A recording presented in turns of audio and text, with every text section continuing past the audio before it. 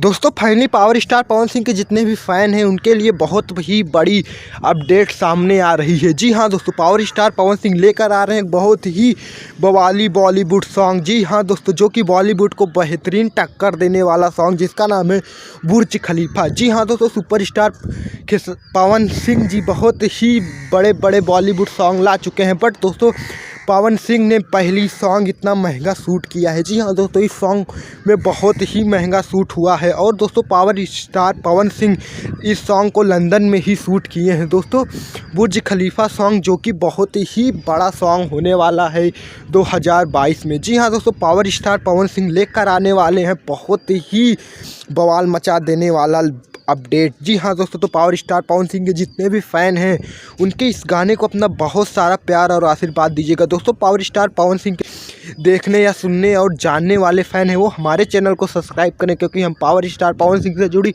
सभी न्यूज़ सबसे पहले आपको देते हैं। मिलते हैं नेक्स्ट वीडियो में। जय हिंद, जय भारत, जय भोजपुरी जहान।